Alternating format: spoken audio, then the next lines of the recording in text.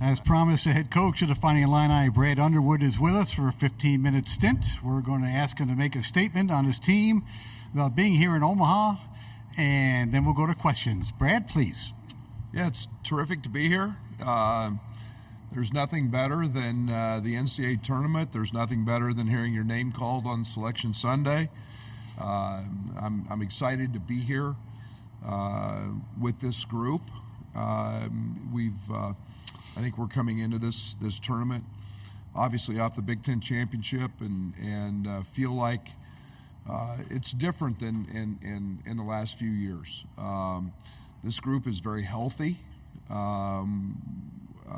We're playing our best basketball.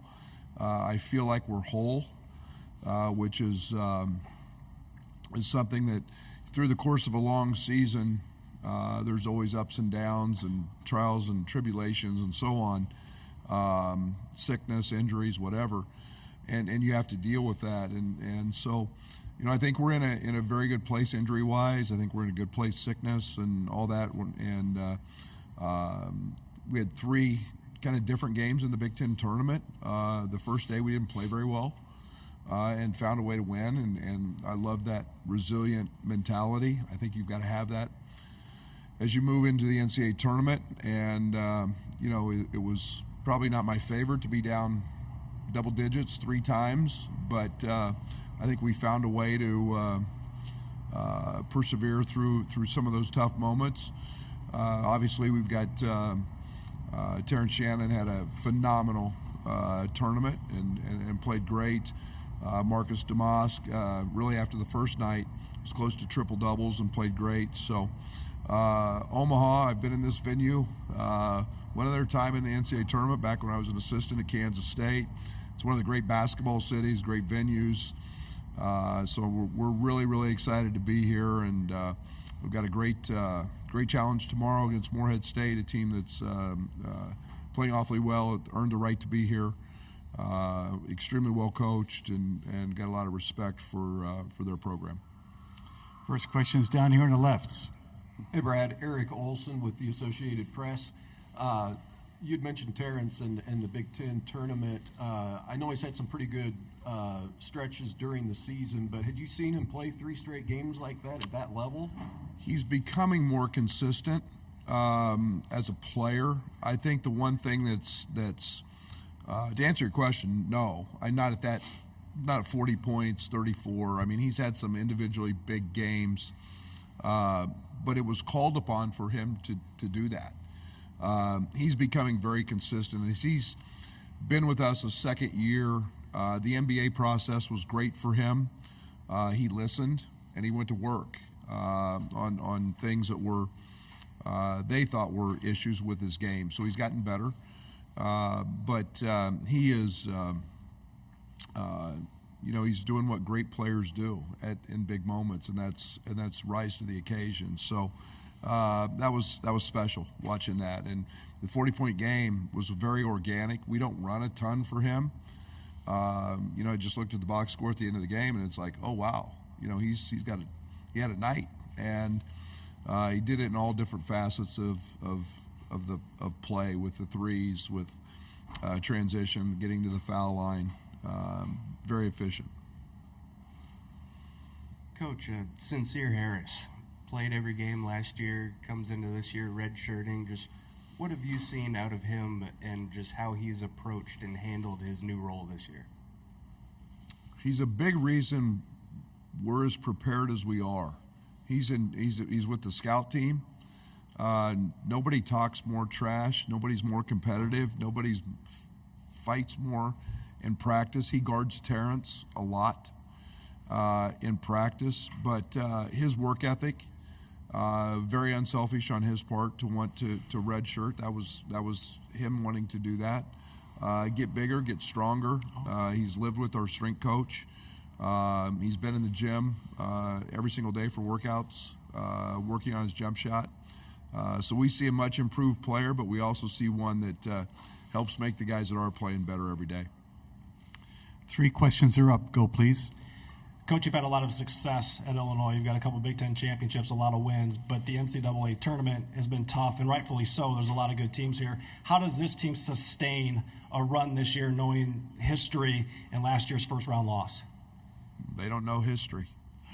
They don't know. That's only because you guys talk about it. This is a new group, veteran group. It's one game at a time. It's every day at a time. We have the saying, everyday guys. I think that every great program, there's been a ton of them that have ups and downs in the tournament. One of the reasons I like this group is we're healthy. And that's a big thing going into, the NCAA tournament and postseason play, to sustain any type of run. But it's one game at a time. I think you have to understand the abruptness of the end. I think this group's old. I think they truly understand that. Hey, Coach, that part of the season early on when you didn't have Terrence, players kind of learned how to win without him, and then he came back, obviously a better team. Do you think if he hadn't come back, you'd still be in this position, or was he just that important to the overall team? No, I think it helped us in a certain sense, but we were finding our identity right about then, especially on the offensive side, and yet we continued to flourish. I think we went into a shock a little bit. Our first road game at Purdue without him. There was a sense of swagger that he gave us. We didn't, we were down 20-4, I think. But from that point on, I think we got better, and then it's been, since he's been back, it was just reinstating and him kind of fitting in. He knew that we were playing well, and so it's made us better along the way. Hey, Brad. I was thinking of that Chattanooga game a couple of years ago, and how it was a one-point game. Obviously, you remember, but how difficult it could be at times for that team to score, and then this team, like the blitzes in Minneapolis, it's just so different. How much of that, if any of it, was you feeling like we've got to be able to go on runs and just score to do better, at the end of the season? Was that a conscious thing? Yes. That you wanted to turn that up? And I don't want to make too much out of it with that team. Trent had pink eye, and we were without Jacob Grandison with the shoulder injury. Two of those guys, those were two big guys that helped initiate offense. But I think the ability to adjust has always been, as you move into postseason play, has always been something that was a challenge for us. And as great as Kofi was, there were some of those limitations in terms of what we could do at both ends of the court, and he was dominant. But being able to have versatility, multiple guys do multiple things, score the basketball from a lot of different ways. I think we proved that this weekend. We could do that. So we'll see. It seemed to be pretty good for a lot of teams in postseason play.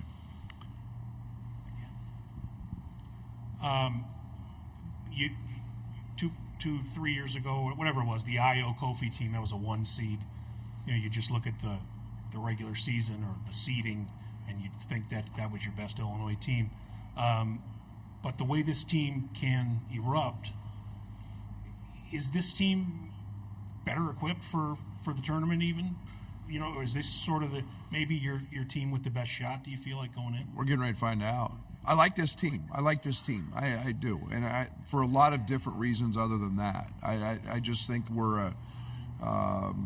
there's a lot of versatility with this group. Our bench is productive. We don't win the Big Ten tournament without Dane. I thought we were, Luke Goody's healthy now. I just think we have a lot of ability to do different things, which we didn't then. Now, that team was great. He's got 2 All-Americans there.